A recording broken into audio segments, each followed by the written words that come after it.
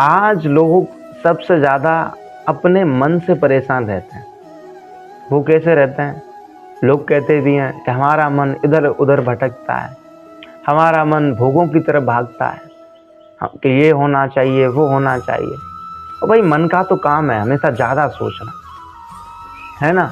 ये मन का तो यही है कि बेशक जेब में 1 रुपया नहीं हो, फिर भी मन 1 करोड़ की सोच लेगा कि ऐसी गाड़ी हो, ऐसा मकान हो, ऐसी दुकान हो, ऐसा बैकअप हो। तो भाई मन का काम है सोचना। और मैं तो कहता हूँ मन सोचता भी है तो फिर उसके हिसाब से आप मेहनत करो, उसके हिसाब से आप संघर्ष करो, हैं। फिर भी मन का वश में होना बहुत ज़रूरी है। मैं ये नहीं कह रहा कि आप मेहनत मत करो अपने जीवन में, आप अपने जीवन में संघर्ष मत करो।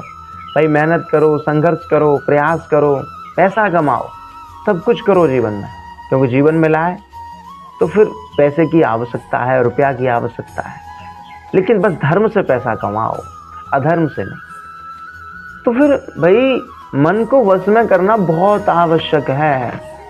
अगर हमारा मन वश में नहीं है, अगर हम जैसे हमने पैसा कमा भी लिया अपने जीवन में, बहुत गाड़ी भी खरीद ली, मकान भी ले लिया, और मन ही वश में नहीं है हमारा, मन फिर इधर उधर भटक रहा है, तो फिर क्या फायदा, फिर कोई सुख नहीं है। तो मन को वश में करना ही पड़ेगा। पर बंधुओं, मैं कह रहा हूँ बार बार, मन को वश में करो, मन को वश में करो। मन को वश में करना कतई सरल नहीं है, मन को वश में करना बहुत कठिन है ना। मन की चंचलता को वायु की चंचलता से भी अधिक बताया गया। मन की गति वायु की गति से भी तेज है।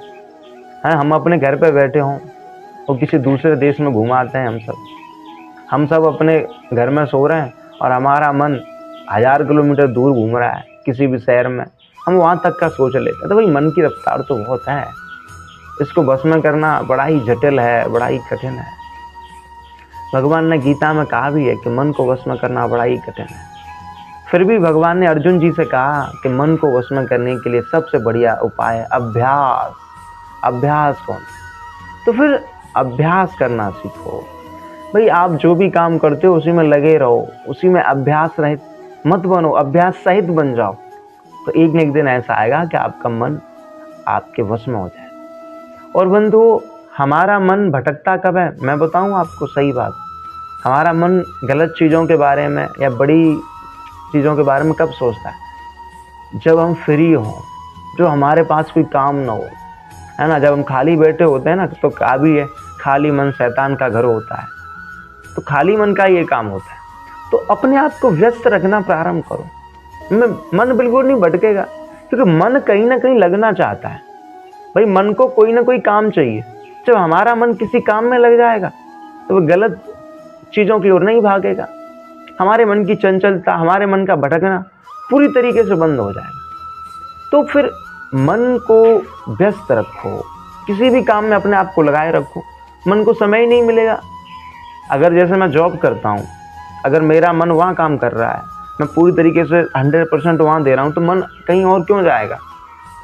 अगर मैं प्रवचन दे रहा हूँ, इस वीडियो को बना रहा हूँ, तो मेरा मन इसी में लगा हुआ, तो फिर कहीं और क्यों जाएगा भाई?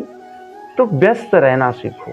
अगर आप व्यस्त रहना सीख गए तो आपका मन आपके नियंत्रण में हो जाएगा, आपका मन आपके वश में हो जाएगा। क्योंकि हमारा मन कहीं ना कहीं लगना चाहता है। जब हमारा मन किसी अच्छी जगह लग जाएगा तो बुरी चीज़ों से, गलत विषयों से हट जाएगा।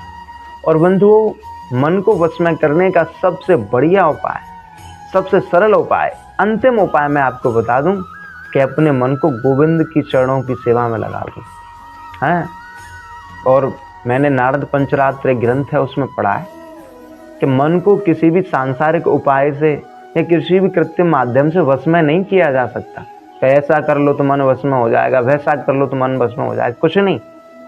मन को वश में करना है तो उसका एक उपाय है कि अपने मन को भगवान के चरण कमलों की भक्ति में लगाओ। अगर आपका मन गोविंद के चरण कमलों पर स्थिर हो गया, अगर आपका मन कृष्ण नाम, हरि नाम में लगने लगा, तो फिर आपका मन इतना वश में हो जाएगा कि आप भी कहोगे कि कोई कुछ गलत क्यों नहीं आ रहा।